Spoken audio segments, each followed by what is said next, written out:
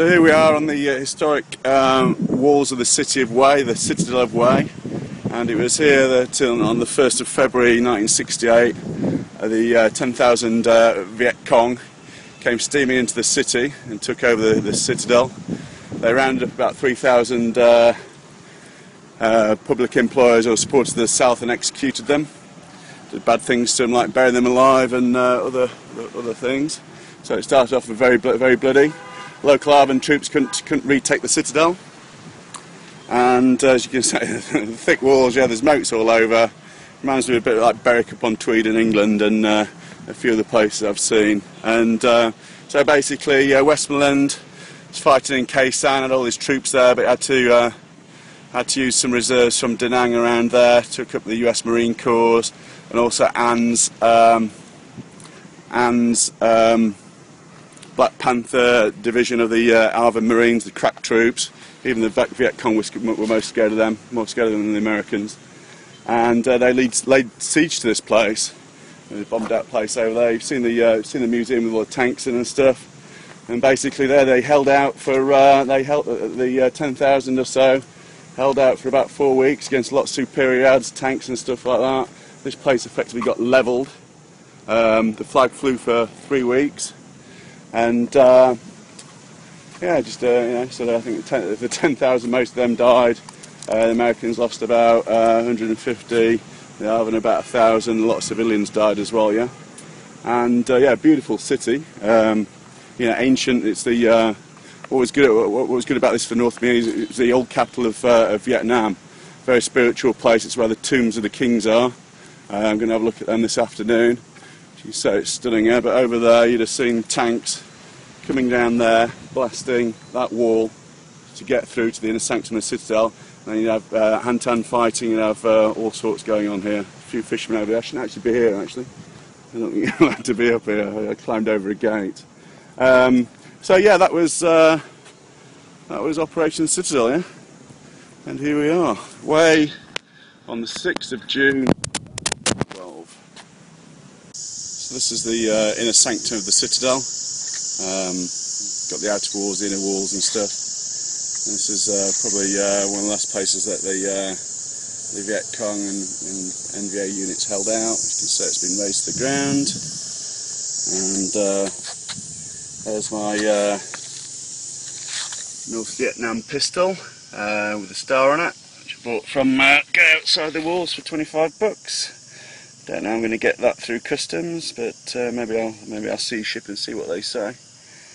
But we'll see. And so yeah, this is the end of the Tet offensive for these guys. Was it a success? Well, including the Tet offensive, they reckon about 40,000 VC North Vietnamese armed regulars, whatever, got killed. The Americans claimed it as a victory, but also it was a bit of an embarrassment because they thought the main battle was in Khe Sanh.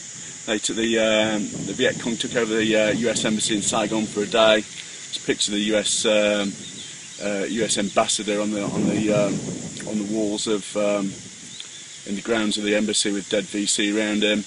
It was also on the same day that the police officer in Saigon shot dead in front of the cameras the VC suspect. So it's all you know, all raised questions back home. We know what the general was doing, and Walter Cronkite famously said, what the hell is going on in Vietnam? I thought we were winning the war. And yeah, you know, President Johnson, he didn't seek re-election, and we got Nixon in, and then we started the bombing campaigns in Cambodia and the Vietnamisation of the war, where it was Vietnamese versus Vietnamese. So yeah, who won? Well, there's a famous saying also by an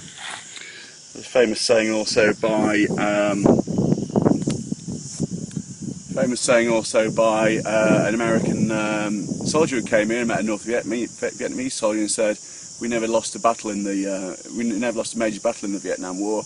And then the Vietnamese guy said, "Sir, I agree with you, but that's not the point, is it?" So at the end of the day, Star of the North, the Communist Star, reigns over the ancient citadel of Hue. So I'm on a bicycle tour now, Heroes left me, and this is Yong, who's going to be my cameraman, yeah? Yeah. So what's refreshing about this place is this place got blown up in 1968, and the Americans would put a bunker on top of it. But just recently, UNESCO have come in with American aid and rebuilt it. So this is all new, and this was, this is, now a new part of the war. Yeah, this got taken out by a bomb or a napalm here in 1968, and it's now kosher and it looks good. So there's always good parts to the story. Okay, come back with my iPad. Yeah. Thank you. So over and out, and hopefully that's there's a flag, and hopefully that's the final story of Way. And I'm a bit worn out. I'm going up north. Goodbye. So we are over to my cameraman again. There you go. Don't press it. Turn around. That's it. Okay. Good. Okay.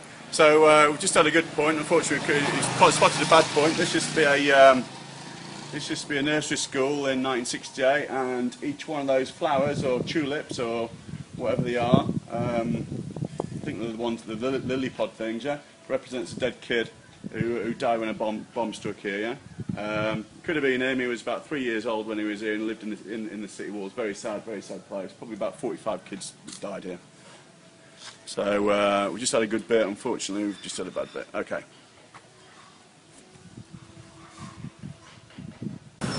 So as you can see, that's the. This is the place we were at, yeah. And you can see in that museum I took from the photo. It was demolished in the war.